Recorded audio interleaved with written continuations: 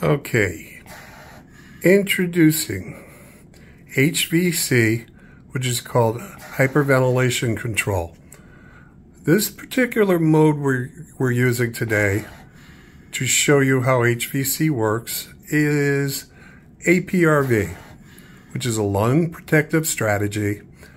It's used in cases of acute respiratory distress.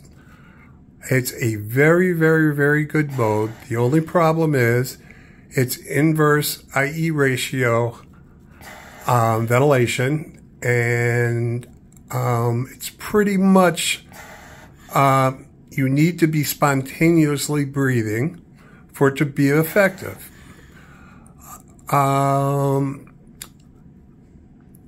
This mode is actually one of the best modes to oxygenate someone in acute respiratory distress syndrome, but because the patient is either sedated or unable, they cannot breathe above the high PEEP. And let me show you what HVC mode does for you. Okay, here comes a regular APRV breath release, followed by an HVC mode here, giving the patient spontaneous breaths or imitating spontaneous breaths. The breaths aren't much.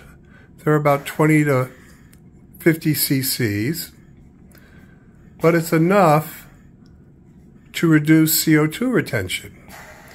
So if you have a patient that really needs to be oxygenated and they're sedated or paralyzed, the APRV mode can now be used with hyperventilation control. And trust me, this is going to be a game changer, especially with lung protective strategies. Now, let's say the patient's doing really well,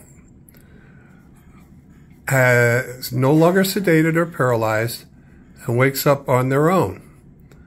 Okay, we simply turn off the hyperventilation control mode, and we'll let the patient breathe on their own. And if it's ever needed again, we can just turn it back on. But this is what a patient normally breathes when they're on APRV. And that's that little tiny breaths above the high PEEP is enough to maintain CO2 elimination and keep the patient oxygenated. Thank you.